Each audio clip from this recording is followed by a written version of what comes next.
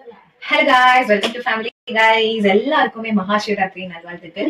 So இன்னொரு video உங்களை பார்க்கறது ரொம்ப ஹாப்பி. இன்னைக்கு மகாசிவராத்திரி அன்னைக்கு என்ன பண்ண போறோம் அப்படின்னா தூங்க போறோம்.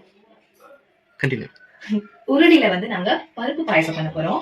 சோ எல்லாமே ஆல்மோஸ்ட் ரெடி பண்ணி வச்சிருக்கேன். So last stage of process மட்டும் தான் நான் இன்னைக்கு வீடியோவை காட்ட போறேன். சோ என்னெல்லாம்னு வாங்க பார்க்கலாம். எதுவுமே ரெடி ஆகல guys. சொன்னா பாருங்க.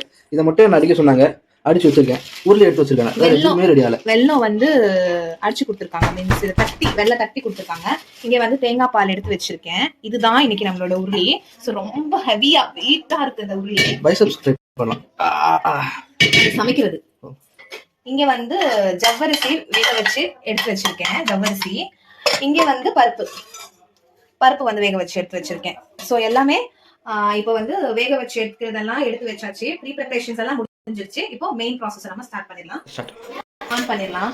ஆன் பண்ணிட்டு இன்னைக்கு நம்ம மெயின் ஹீரோ இந்த உருளியை வந்து வச்சிடலாம். நம்ம ஃபர்ஸ்ட் பருப்பு போட்டுக்கலாம். வேக வச்ச பருப்பு.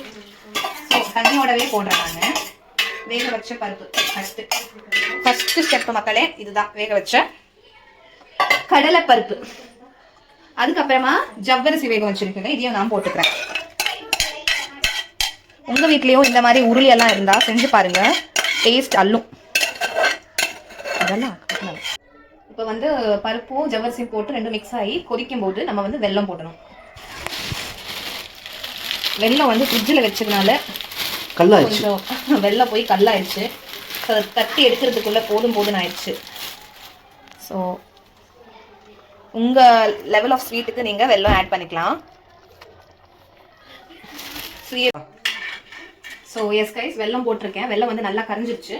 கரைஞ்சி இந்த மாதிரி கொதிக்குது பார்த்தீங்களா?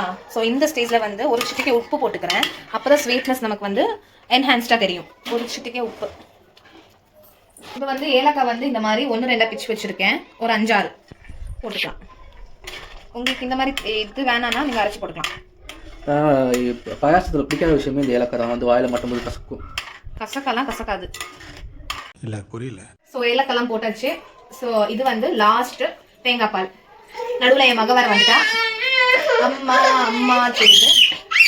ஸோ வந்து இப்போ தேங்காய் பால் ஊற்றி ஒரு 2 செகண்ட்ஸ்ல வந்து ஸ்லிம்ல போட்டுட்டு இந்த ஸ்டேஜ்ல இப்போ ஆஃப் பண்ணிடணும். ஓகே, இல்லாட்டி அது ஒரு மாதிரி தேங்காய் பால் போட்டதுனால ஒரு மாதிரி தரித்தரியா வந்துடும். அந்த மாதிரி வரக்கூடாது. ஸோ இங்க வந்து தாளிப்பு கறந்து வச்சிருக்கேன். நெய்யும் முந்திரியும். உங்களுக்கு வேணும்னா கிஸ்மிஸும் போட்டுக்கலாம். இது வீட்டுல நம்ம செஞ்ச நெய். வீட்டுல காய்ச்சி வச்சுப்போம்.